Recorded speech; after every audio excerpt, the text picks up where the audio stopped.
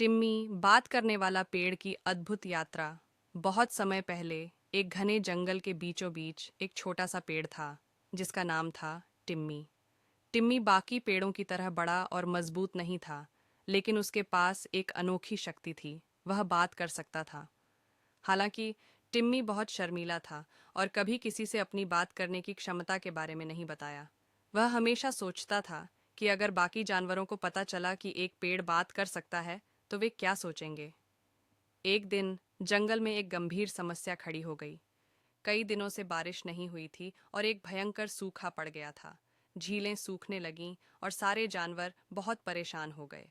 भोजन और पानी की कमी के कारण जानवरों की हालत खराब होती जा रही थी।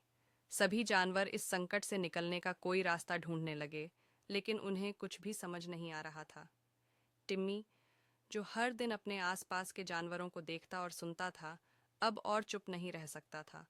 उसने सोचा कि अब वक्त आ गया है जब उसे अपने डर को छोड़कर कुछ करना होगा। एक रात जब सब जानवर इकट्ठा हुए थे, टिम्मी ने धीरे धीरे अपनी आवाज में कहा, मुझे लगता है कि हमें एक जादुई झरने की ओर जाना चाहिए, जिसके बारे में मैंने अपनी जड़ों से सुना है। वह झरना इस सूखे को खत्म कर सकता है।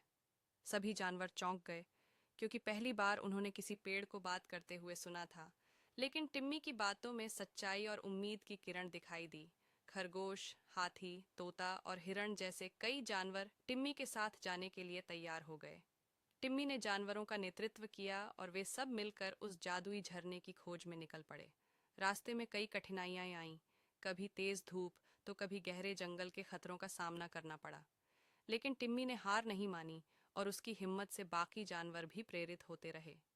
आखिरकार कई दिनों की यात्रा के बाद वे जादुई झरने तक पहुंच गए। झरने का पानी चमक रहा था और जैसे ही जानवरों ने पानी पिया, पूरे जंगल में बारिश होने लगी। जंगल फिर से हरा भरा हो गया और जानवरों को पानी और भोजन की कोई कमी नहीं रही। टिम्मी की बहादुरी और उसके नेतृत्व ने न केवल जंगल को बचाया, बल्कि उसे अपने साथियों के बीच सम्मान भी दिलाया। अब वह एक शर्मीला पेड़ नहीं था, बल्कि जंगल का सबसे प्रिय और बुद्धिमान पेड़ बन गया था। और इस तरह टिम्मी, जो कभी खुद पर विश्वास नहीं करता था, जंगल का नायक बन गया।